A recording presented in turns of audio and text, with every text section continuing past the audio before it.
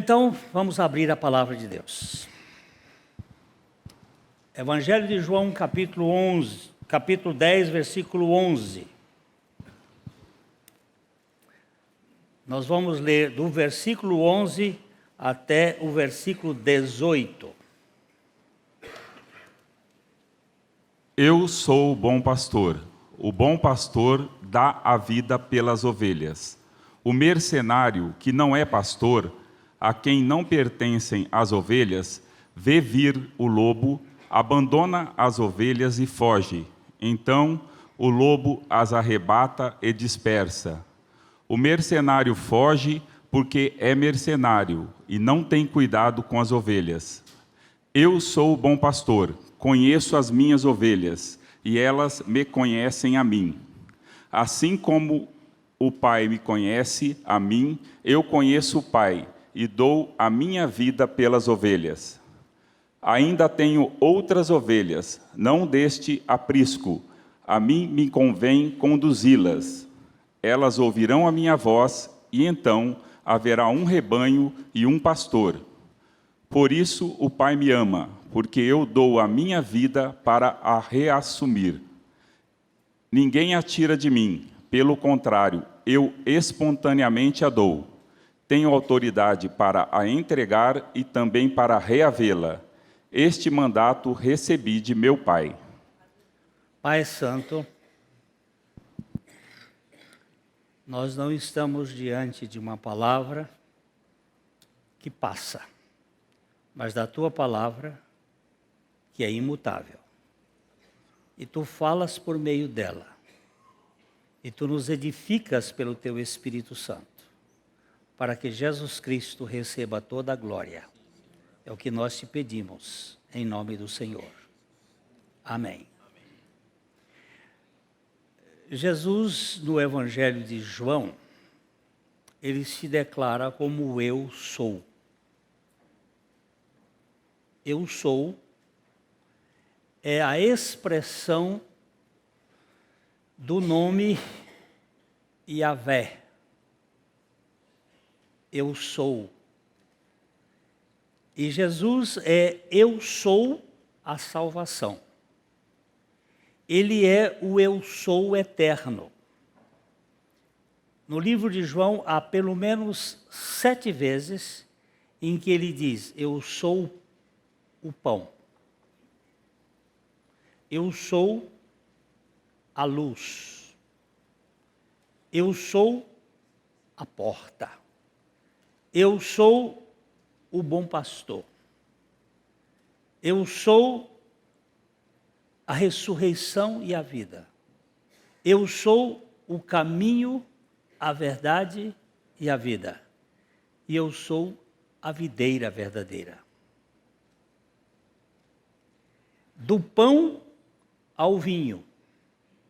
Eu sou o pão e eu sou a videira. E nesse meio, ele é o tudo que nós precisamos.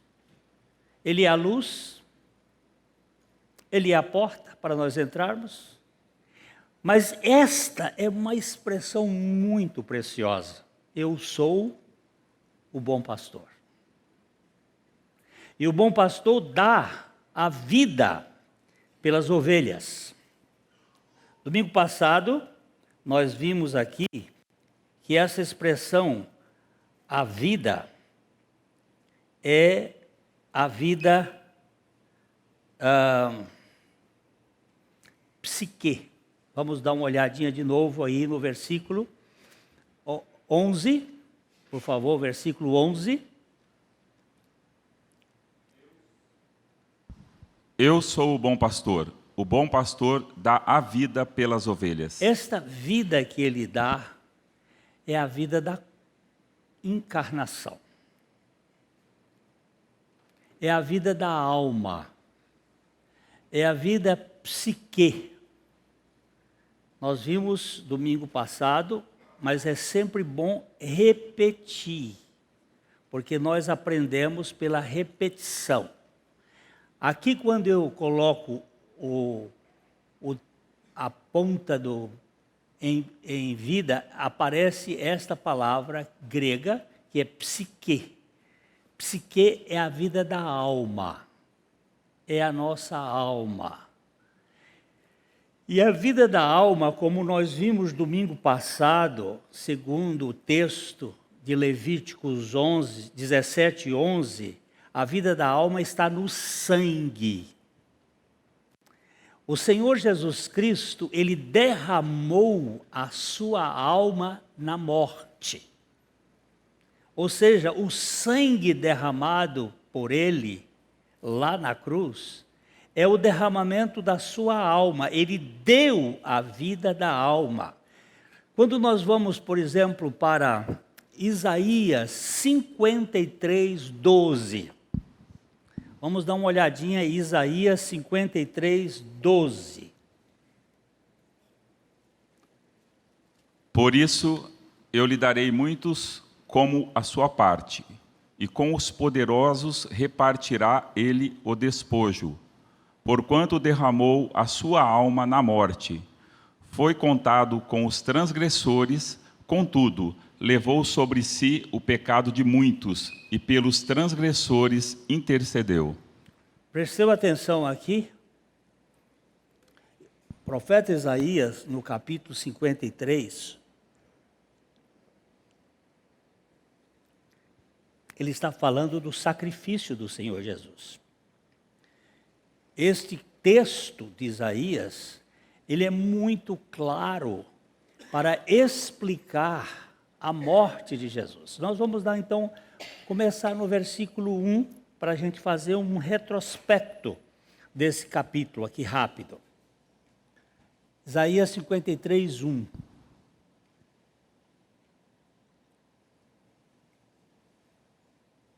Quem creu em nossa pregação e a quem foi revelado o braço do Senhor? Ele faz duas perguntas aqui. Quem é que creu na nossa pregação? Que pregação é esta? No capítulo 52, ele estava falando do sacrifício do Senhor Jesus. Ele diz, quem é que crê nessa pregação? E a quem foi revelado o braço, ou a força, ou o poder do Senhor? A quem? E ele vai então no versículo 2 dizendo, porque foi subindo como um renovo perante ele e como raiz de uma terra seca. Não tinha aparência nem formosura.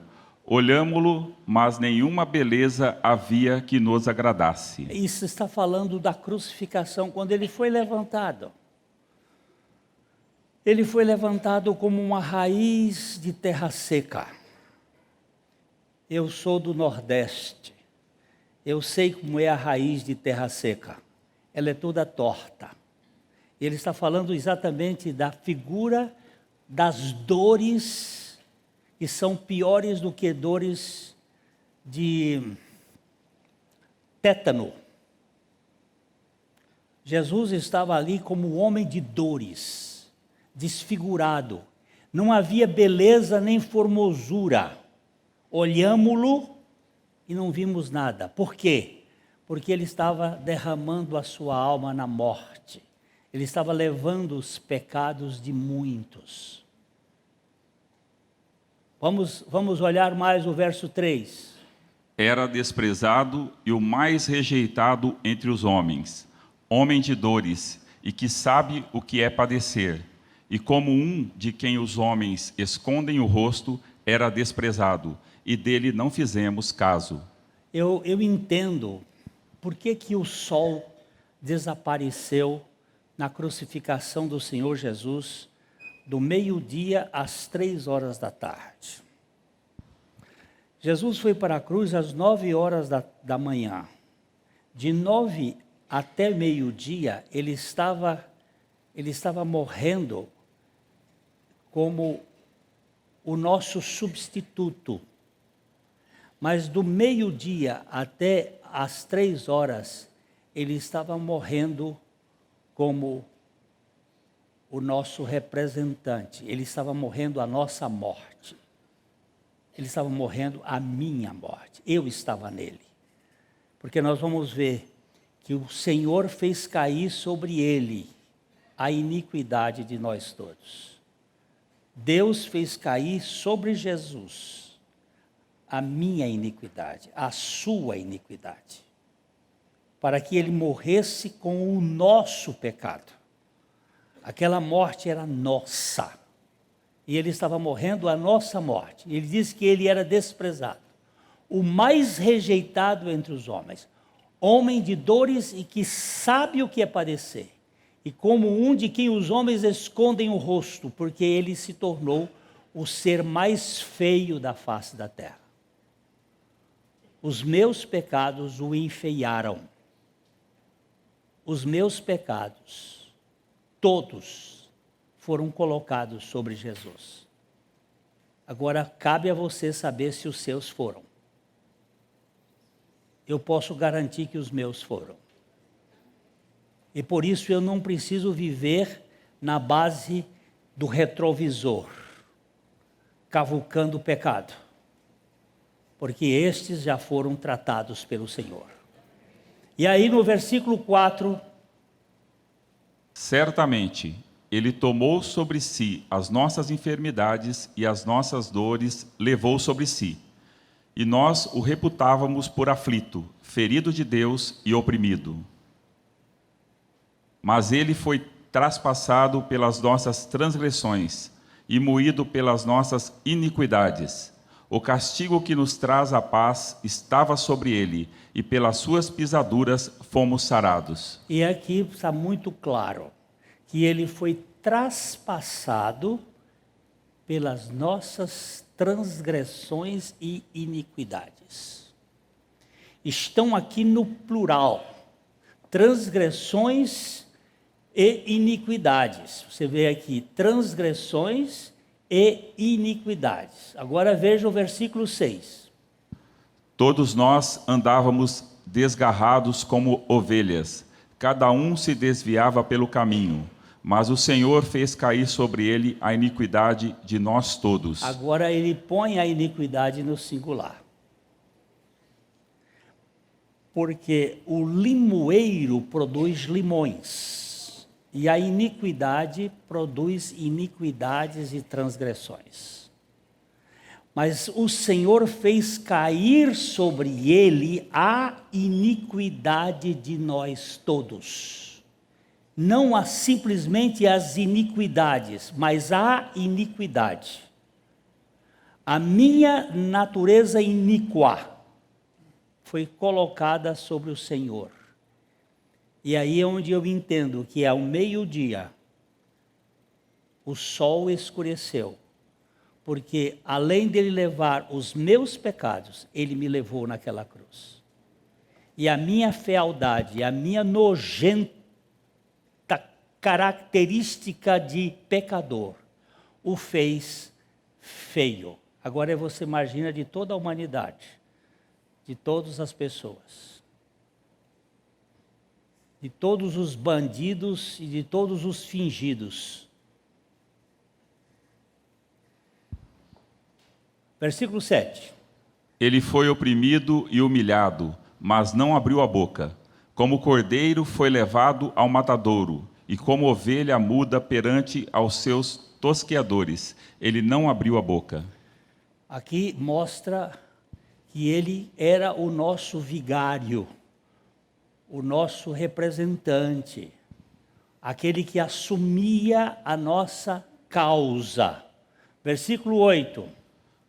Por juízo opressor foi arrebatado, e de sua linhagem quem dela cogitou? Porquanto foi cortado da terra dos viventes, por causa da transgressão do meu povo, foi ele ferido. Ele disse, por causa da transgressão do meu povo. E nós vamos verificar hoje, se Deus permitir, que o povo de Deus não é só o judeu. Tem mais gente nessa história. Vamos lá. Designaram-lhe a sepultura com os perversos, mas com o rico esteve sua morte, posto que nunca fez injustiça, nem dolo algum se achou em sua boca. Designaram-lhe a sepultura com os perversos. Ele foi crucificado com 2 bandidos. E ele foi para a sepultura de um rico, José de Arimateia. Isso aqui já estava previsto. 700 anos antes de Cristo vir à Terra. E ele seria crucificado entre dois bandidos. E que ele seria sepultado na sepultura de um rico. Todavia, ao Senhor agradou moê-lo, fazendo enfermar.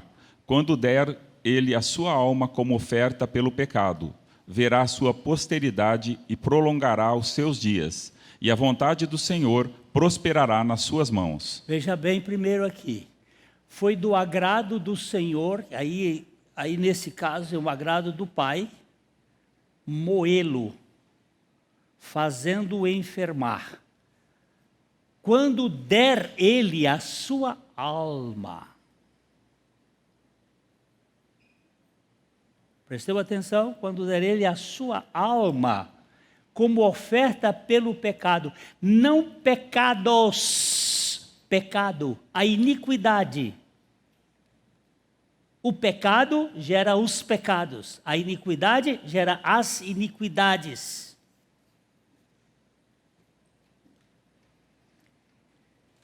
Ele aqui está sendo aquele que leva a nossa natureza. Versículo seguinte. Ele verá o fruto do penoso trabalho de sua alma e ficará satisfeito. O meu servo, o justo, com o seu conhecimento, justificará a muitos, porque a iniquidade deles levará sobre si. As iniquidades. Você vai ter que entender quando ele leva as iniquidades e quando ele leva a iniquidade. Quando ele morre por nós e quando nós morremos com ele. Quando ele nos substitui e quando ele nos inclui. São pontos vistos claramente no processo redentivo, porque ele é o bom pastor, e o bom pastor dá a vida pelas suas ovelhas. Preste bem atenção como ele usa muito claramente, justificará a muitos. Por que não justificará a todos? Porque Deus tem o seu povo, e Cristo morreu em favor do seu povo. Como é que você sabe que é o povo de Deus? Quando você crê. Quando você crê, você sabe que é povo de Deus. Antes de crer, você não sabe. Só Deus sabe. Mas ele deu a sua alma por estes. Em seguida. Por isso eu lhe darei muitos como sua parte, e com os poderosos repartirá ele o despojo. Porquanto derramou a sua alma na morte, foi contado com os transgressores. Contudo, levou sobre si o pecado de muitos, e pelos transgressores intercedeu. E não só intercedeu, continua intercedendo. Eu tenho absoluta certeza que o Senhor hoje está intercedendo por mim.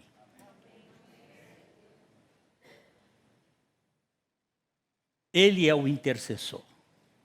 Ele não só realizou uma salvação, como ele também intercede por nós. É diferente do Supremo Tribunal, que para soltar um indivíduo condenado, ele tem que mudar a lei. Diferentemente, Jesus, para soltar uma humanidade perversa, ele cumpre a lei e intercede por aqueles que recebem a função da sua redenção. É muito diferente da justiça do homem, que a justiça do homem os advogados defendem, mas não podem assumir a condenação da lei. Mas Jesus assumiu. Agora, voltando para o nosso texto, o bom pastor dá a sua vida pelas ovelhas. O bom pastor dá a vida pelas suas ovelhas. Versículo 11, nós lemos aí esse texto maravilhoso, não é? Eu sou o bom pastor dá a vida pelas ovelhas. Jesus, no Novo Testamento, ele é chamado de o grande pastor das ovelhas. Hebreus capítulo 13, versículo 20. Ele é o grande pastor das ovelhas. Hebreus 13, 20. Ora, o Deus da paz, que tornou a trazer dentre os mortos a Jesus, nosso Senhor, o grande pastor de ovelhas, pelo sangue da eterna aliança. Olha só. Pedro está dizendo aqui, o Deus da paz, que tornou a trazer dentre os mortos a Jesus. Por quê? Porque o bom pastor deu a sua vida pelas ovelhas. Ele deu a sua vida pelas ovelhas, deu a vida psique pelas ovelhas. E o Deus da paz tornou a trazer dos mortos a Jesus, nosso Senhor, o grande pastor das ovelhas, pelo sangue da eterna aliança, porque o sangue ficou aqui na terra. O sangue dele ficou e continua aqui na terra. Na minha concepção, o sangue de Jesus não tinha pecado. Ele era fruto da mulher, a mulher não é transmissora de pecado. Ele morreu por causa dos meus pecados, mas o sangue dele foi derramado, um sangue puro, portanto não tinha podridão da morte. Ele não tinha o princípio de apodrecimento. Segundo o Salmo 16, o seu corpo não viu a podridão, não viu o apodrecimento, o seu sangue não apodreceu. Na minha concepção, e eu sempre digo na minha concepção, porque há divergências de opiniões, o sangue dele foi liofilizado. A água saiu, mas a matéria do sangue continua. Ficou no santo graal, na pedra que estava enfiada a cruz de Cristo. O sangue dele não se coagulou, ele foi derramado. E aí eu tenho uma concepção de que ele foi cair na tampa da arca. E aí é pura suposição, nós não temos comprovação nenhuma. Mas na minha concepção, eu tenho isso baseado no capítulo 9, versículo 24 do livro de Daniel. Mas esse assunto não é para aqui. O sangue de Jesus é o sangue da nova aliança, é um sangue puro, é o sangue que foi derramado, e o Pai o ressuscitou dentre os mortos, tornando o grande pastor das ovelhas. O grande pastor das ovelhas. No capítulo 5 de 1 Pedro, ele é chamado de o supremo pastor. Esse aqui pode chamar de supremo. Aqueles lá é supinos. É só o peso de outras coisas. Esse aqui é o supremo pastor das ovelhas. É 1 Pedro capítulo 5, versículo 4. 1 Pedro, se não tiver dificuldade, eu vou... Ora, logo que o supremo pastor se manifestar, recebereis a imarcessível coroa da glória. Quando o supremo pastor, porque quando ele realizou a obra, ele foi o grande pastor. E ele, quando voltar, ele é o supremo pastor das ovelhas. Ele é o bom pastor. Ele é o grande pastor. E ele é o supremo pastor. E ele é o meu pastor. Nada me faltará. Este pastor é maravilhoso. Eu não sou pastor. Esse título pastor que aparece na Bíblia para os ajudantes do Supremo Pastor, é como, eu já falei aqui, Dr. Shedd classificava como os cachorrinhos. Aqueles cachorros, os pastores de ovelhas têm sempre uns cachorros, não é?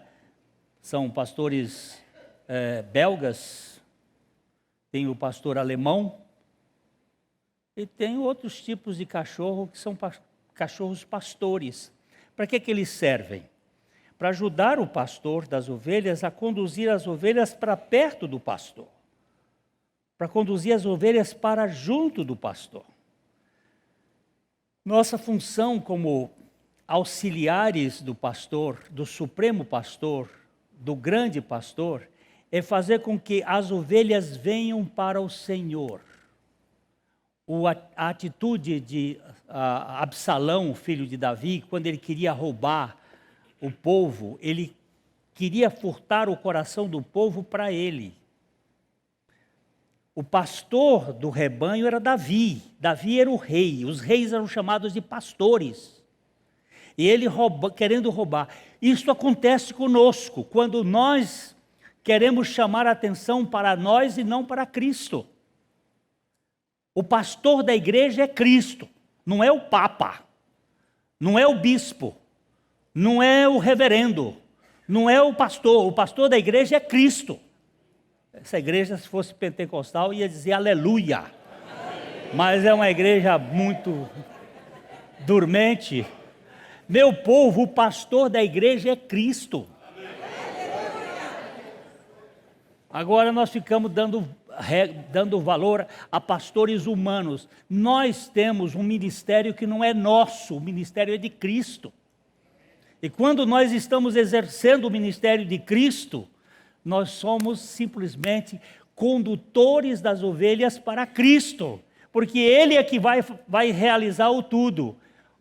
Agora vamos voltar para João capítulo 10, João capítulo 10, o versículo 12, ele vai dizer ali, O mercenário, que não é pastor, a quem não pertencem as ovelhas, vê vir o lobo, abandona as ovelhas e foge. Então o lobo as arrebata e dispersa. Aqui, eu considero que o lobo é Satanás. É a obra do anticristo, é a obra do maligno. No verso 10, vamos baixar para o verso 10, o que vem para roubar, matar e destruir, são os líderes religiosos. Estes líderes religiosos são assaltantes. Se você reparar aqui, o ladrão, aperta aqui em ladrão, ele vai mostrar cleptes, vamos lá, ele vai mostrar que defraudador, ratoeiro, o nome é transferido para falsos mestres, que não cuidam em instruir os homens, mas abusam de sua confiança para o seu próprio ganho. São estes abusadores que roubam a confiança das pessoas, que não levam as pessoas para Cristo, mas vêm para aproveitar-se delas. São os cleptos, são ladrões. E depois ele vai usar a outra palavra, pode tirar daqui, vai usar a outra palavra, que ele diz aqui que são ladrões e salteadores. Não é? O ladrão vem somente para roubar, matar e destruir. Eu vim para que tenham vida e a tenham em abundância. Agora, no versículo 12, o mercenário que não é pastor, este mercenário é essa turma que é ladrão. Esse mercenário que não é pastor, viver o lobo. E aqui o lobo, para mim, é a obra do maligno mesmo. O lobo que vem pegar as ovelhas. Ele abandona as ovelhas e foge. Então o lobo as arrebata e dispersa. Satanás, ele é muito astuto. Hoje, há pouco, eu estava falando com uma irmã que estava enfrentando uma luta espiritual. E eu me lembrei de um fato que aconteceu com o pastor Antônio Abuchaim, há muitos anos, lá em Brasília. A esposa de um pastor foi acometida de uma acusação. Satanás, ele é o acusador. O Espírito Santo não nos acusa de pecado.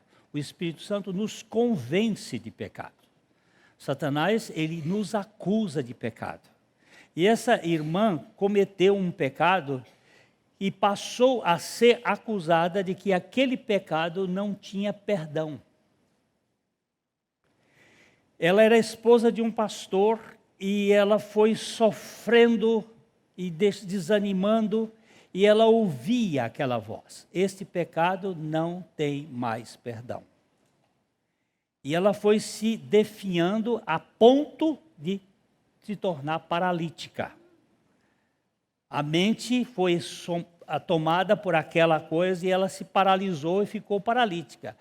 Fez não sei quantos tratamentos médicos, O pastor Abishaim foi pregar lá em Brasília e o marido dela foi ouvi-lo e depois disse assim: o senhor iria na minha casa para conversar com a minha esposa, porque ela está realmente desanimada, e aí contou a história. O pastor Abishaim chegou lá, conversou com ela e disse o seguinte: o que a irmã escuta?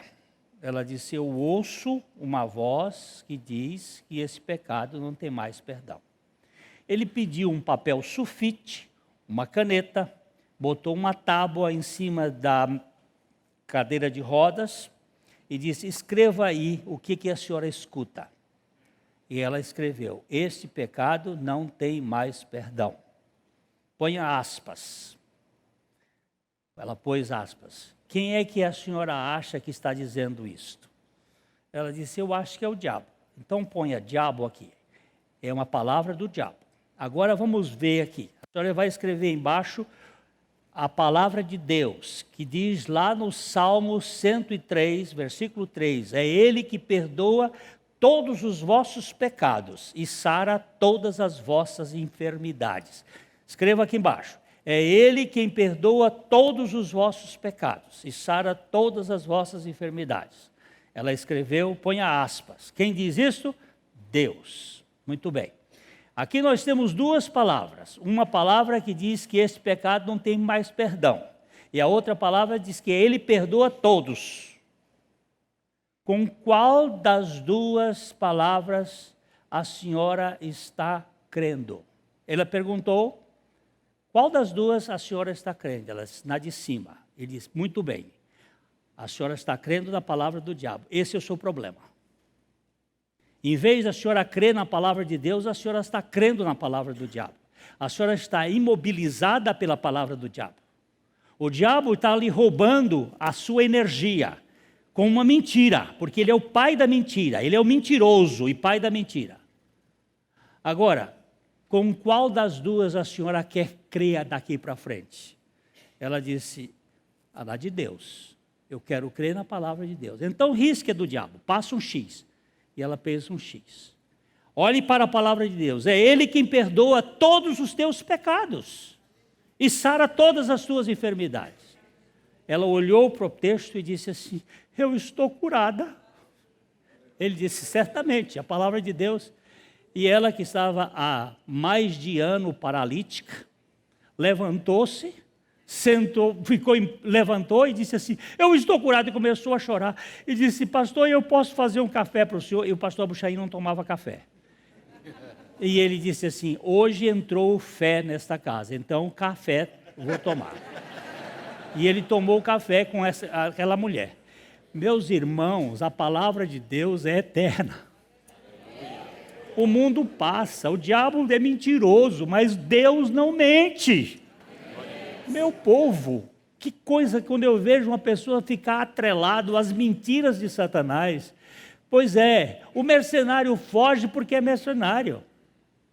Mas, veja bem, o mercenário foge, versículo 13. O mercenário foge porque é mercenário e não tem cuidado com as ovelhas. Eu sou o bom pastor, conheço as minhas ovelhas e elas me conhecem a mim.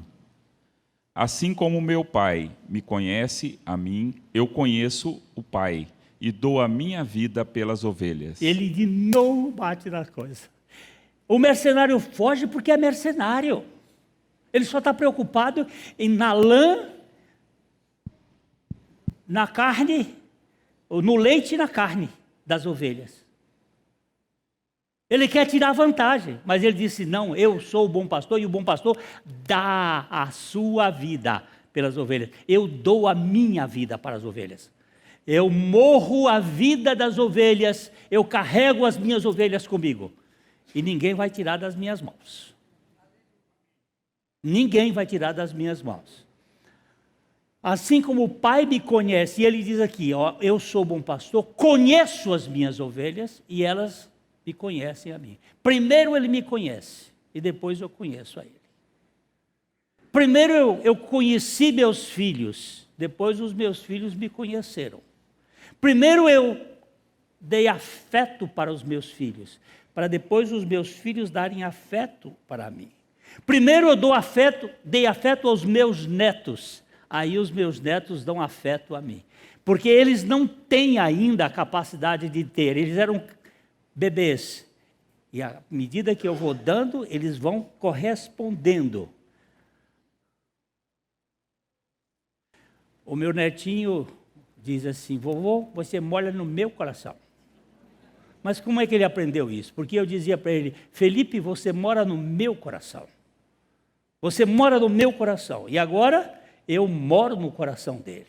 Isso é uma correspondência. Eu conheço o Senhor porque Ele me conheceu primeiro. Eu amo o Senhor porque Ele me amou primeiro. Eu busco o Senhor porque Ele me buscou primeiro. Isso é sempre nesta ordem. Foi Ele que começou toda a coisa. E Ele disse: assim como o Pai me conhece, e botou o conhecimento do Pai com Ele, eu conheço o Pai e dou a minha vida pelas ovelhas. Versículo 16. Ainda tenho outras ovelhas, não deste aprisco. A mim me convém conduzi-las. Elas ouvirão a minha voz. Então haverá um rebanho e um pastor. Olha nós aqui. Olha nós aqui. Ele está falando do rebanho de Israel. Eu tenho ainda outras ovelhas, não deste aprisco. E a mim me compete conduzi-las. Eu estava nesse plano, lá no Calvário, lá quando Ele deu a sua vida. Você quer ver como está? Vamos para João capítulo 11, verso 49 a 52. Evangelho de João capítulo 11. Caifás, porém, um dentre eles, sumo sacerdote naquele tempo, advertiu-os, dizendo: vós nada sabeis, nem considerais que vos convém que morra um só homem pelo povo, e que não venha a perecer toda a nação. Ora, ele não disse isso de si mesmo, mas sendo sumo sacerdote, naquele ano, profetizou que Jesus estava para morrer pela nação, e não somente pela nação, mas também para reunir um só corpo os filhos de Deus, que andam dispersos.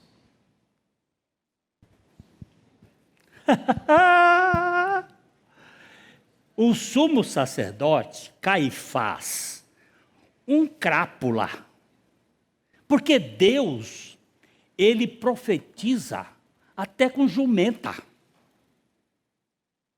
A jumenta ia no caminho com um profeta em cima dela, e o profeta não via os anjos de Deus impedindo, e ele fustigava a jumenta, e a jumenta esfregava no muro, e não queria ir, e de repente a jumenta olhou para ele e disse: por que me fustigas?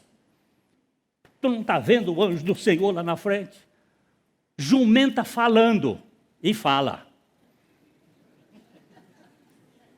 Porque aqui tem um jumento falando.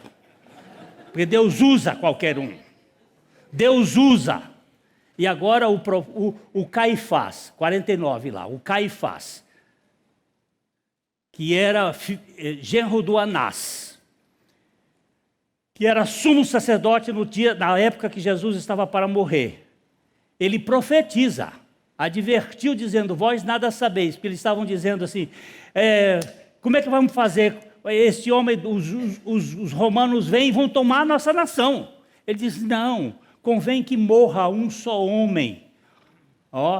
Não considerais que vos convém que morra um só homem pelo povo? Que povo é esse? É o povo de Deus. E que não venha a perecer toda a nação? Porque há uma danação por aí, não é?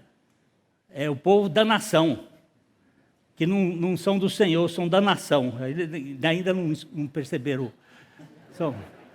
Nem considerais que vos convém que morra um só homem?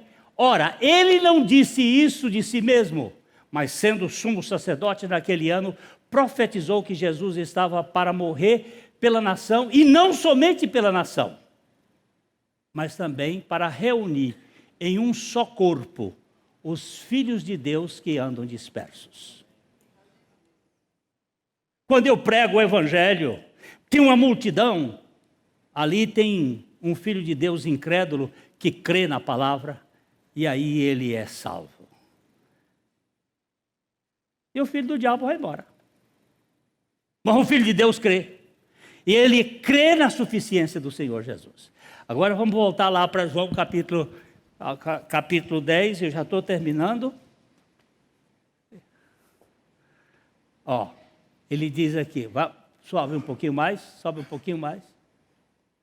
Eu sou bom pastor, conheço as minhas ovelhas, elas me conhecem, assim como o pai Tatá. Ainda tenho outras ovelhas, não deste aprisco, não de Israel, mas a mim me convém conduzi-las, elas ouvirão a minha voz. Então haverá um rebanho e um pastor.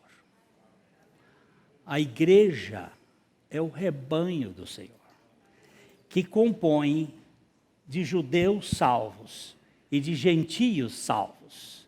Na igreja estão os salvos pelo Senhor, tanto judeus como gentios. E ele vai, só para terminar aqui, ele diz assim, por isso o Pai me ama, porque eu dou a minha vida para a reassumir. Eu dou a minha vida, eu dou a minha psique para receber, para reassumir. E ele deu a sua vida e o Pai deu a vida eterna da ressurreição no momento da sua ressurreição.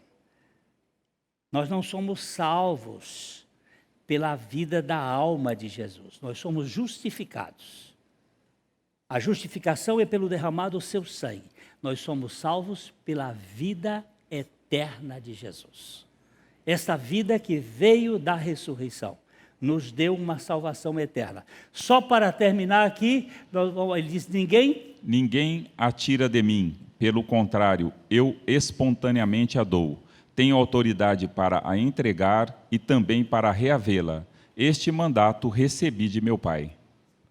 Eu tenho autoridade, por quê? Porque eu dei a minha vida para reassumir. Ele deu a sua vida por nós. Preste bem atenção. Procure verificar, pela palavra de Deus, que este projeto incluía você. Se você crê, é seu. Se você crê, é seu. Ali houve sua morte. Os seus pecados foram perdoados. Pelas suas pisaduras foram sarados. Ali é seu, é meu. Eu recebo. Amém. E você? Amém. Não é um sentimento. É fé. Eu recebo. A missionária deu uma Bíblia para um chinês. E disse para ele, você agora precisa... Ele tinha recebido Jesus. Ela deu uma Bíblia e disse, agora você vai ler essa Bíblia e você precisa receber o Espírito Santo para lhe dar o conhecimento, porque o conhecimento das Escrituras o conhecimento não é adquirido por nós, mas por revelação do Espírito Santo. Você precisa receber o Espírito Santo para poder ler a palavra de Deus e ganhar a revelação de Deus. E ele com a Bíblia na mão e disse, e como eu faço? Como eu faço para receber o Espírito Santo? E a missionária disse assim como você recebeu a Bíblia, que é física, você recebeu. Receba o Espírito Santo, que é espiritual. Receba. Um você pega, o outro você crê. Aí o chinesinho fez assim, eu recebo o Espírito Santo.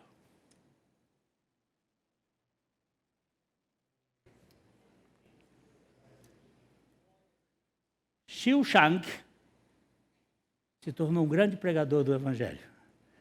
Só simplesmente disse, eu recebo o Espírito Santo. Eu recebo a Bíblia pegando, mas eu recebo o Espírito Santo crendo. Crendo na palavra de Deus, eu recebo o Espírito Santo. Graças a Deus ao Senhor, porque Ele me deu a vida eterna. Você pode gozar disso. E eu posso repetir isso todas as vezes, da alegria, da redenção, e anunciar que Ele vai voltar. O Senhor vai voltar. E a ceia do Senhor é um anúncio da sua morte, até que Ele volte. Aquela morte todos nós estávamos incluídos naquele projeto. Se você crer, é seu. A Livraria PIB Londrina procura selecionar cuidadosamente seus títulos e autores a fim de oferecer um conteúdo alinhado com o Evangelho de Jesus Cristo. Bíblias, livros de teologia, devocionais, literatura infantil, biografias, comentários bíblicos e muito mais. Dispomos também de um acervo de CDs e DVDs das mais de 5.000 mensagens ministradas na Primeira Igreja Batista em Londrina. Visite a Livraria PIB Londrina e conheça ainda mais. Livraria PIB Londrina, de segunda a sexta, das 13h30 às 18 horas. Endereço na Avenida Paraná, 76A, próximo ao Calçadão, bem no centro de Londrina. Ligue para 3372-8921 ou acesse o site www.livrariapiblondrina.com.br.